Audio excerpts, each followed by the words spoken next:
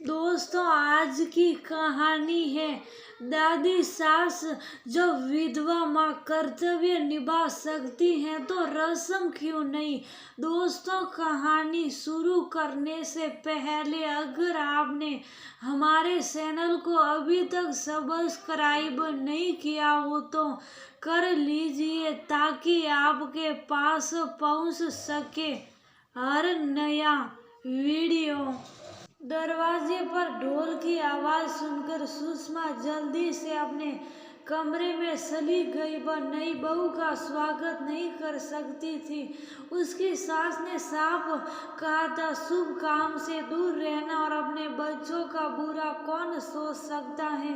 पूरी शादी में वह रस्म से दूरी रही। बेटे ने एक दो बार बुलाया भी पर काम का बहाना करके दूरी रही। सुषमा कमरे में अपने पति की फोटो देख आंख में आंसू भरकर बोली, कितने अरमान थे, अपनी बहू का स्वागत जोर शोर से करूंगी, लेकिन शायद किस्मत को मंजूर नहीं था। सुषमा को अपनी शादी का समय आ गया। जब वह दुल्हन बनकर आई थी, उसकी सास ने जोरदार स्वागत किया था। चांदी की थाली में पैर रखवाकर घर के अंदर बुलाया। दुनिया भर के नेक बांटे। सुषमा को सास ससुर का बहुत प्यार मिला। महेश इकलौता बेटा था। दो ननद थी जिनकी शादी होनी थी। महेश और सुषमा ने मिलकर दोनों की शादी खूब धूमधाम से करी। सारी जिम्मेदारी सुषमा ने उठाई थी। बहुत प्यार से कब चल रहा था। सुषमा को अपनी किस्मत पर नाज होता। ऐसा परिवार, प्यार करने वाला पति और दो प्यारे बच्चे, बेटा आकाश और बेटी सोनाली उसकी जान थे। जब वो बच्चे कॉलेज में आए तब अचानक सुषमा की खुशियों को नजर लग गई। महेश इस दुनिया को छोड़कर चले गए।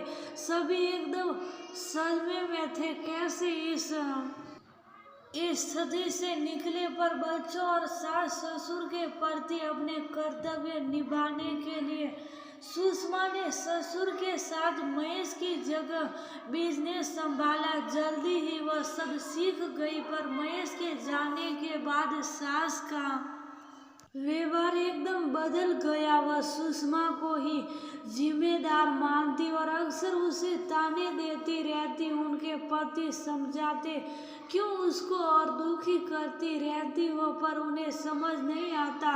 आकाश और सोनाली बड़े थे, उन्हें भी गुस्सा आता। उनकी माँ को ताने सुनने पड़ते।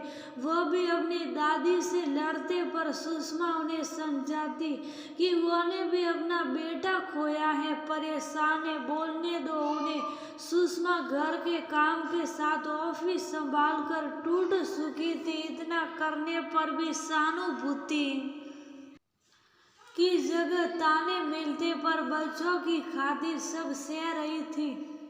सोनाली और आकाश रसोई में मदद कर देते, जो सास को पसंद नहीं आता। आकाश ने पढ़ाई पूरी कर काम संभाल लिया। अब सुषमा घर में नहीं रहती। आकाश की शादी पक्की हुई। सुषमा बहुत खुश थी कि जब अपने अरमान पूरे करूंगी, आखिर मेरा अधिकार है। पर सास ने कड़ी चेतावनी दी कि किसी भी रस्म में सामने नहीं आना। सुषमा के अरमान टूट गए, पर बेटे की खुशी के लिए उसने मंजूर कर लिया। उसको रोना आ रहा और फोटो को सीने से लगाकर रोई जा रही थी। नीचे ढोल की आवाज बंद हुई और बेटे की आवाज सुनाई दी कि जब तक माँ नहीं आएगी हम अंदर नहीं आएंगे। दादी बोली, तू पागल हो क्या?